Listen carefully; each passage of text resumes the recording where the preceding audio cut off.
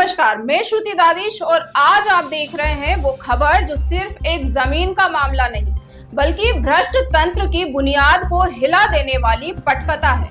आज हम बात करने जा रहे हैं रुई पेच कांड की, एक ऐसा पेच जो अब सियासत की हर चक्की में अटक गया है और जिसकी गूंज अब मालपुरा से लेकर जयपुर और दिल्ली तक सुनाई देने लगी है।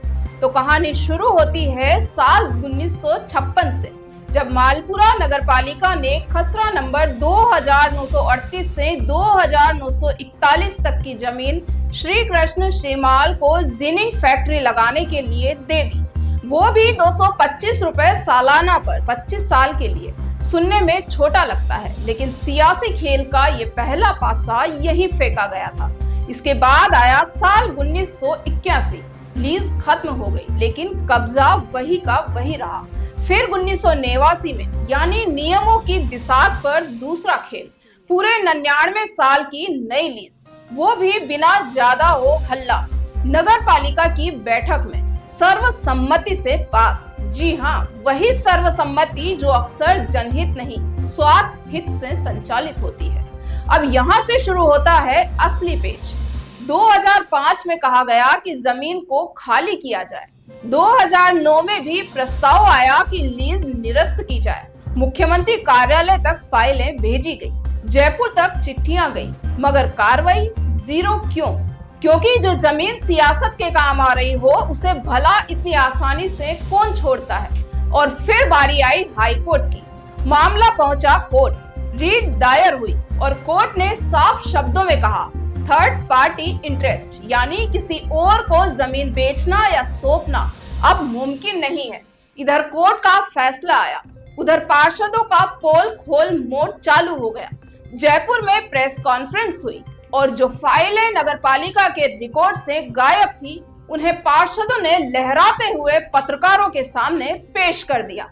अब सबसे बड़ा सवाल, जो फाइलें गायब थी वो पार्षदों के पास कैसे पहुंची? क्या कोई अंदरूनी सच्चा देशभक्त है या फिर ये सब सियासी नौटंकी का हिस्सा है?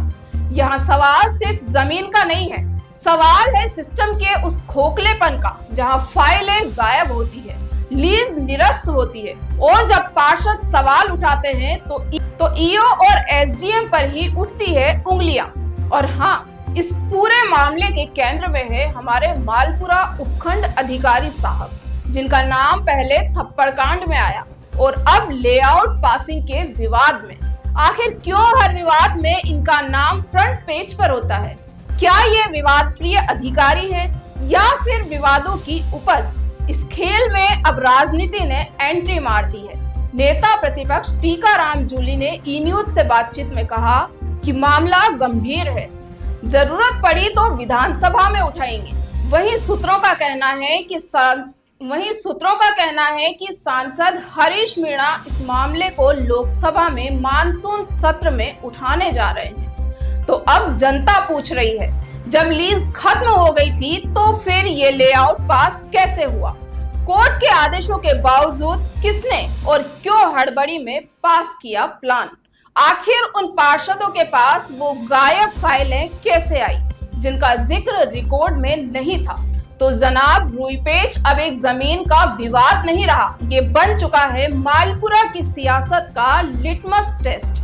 किसकी फाइलें झूठी है और किसका इरादा सच्चा, ये तय होगा अगली कार्रवाई में। तब तक हम सवाल पूछते रहेंगे क्योंकि हम हैं ई न्यूज राजस्थान।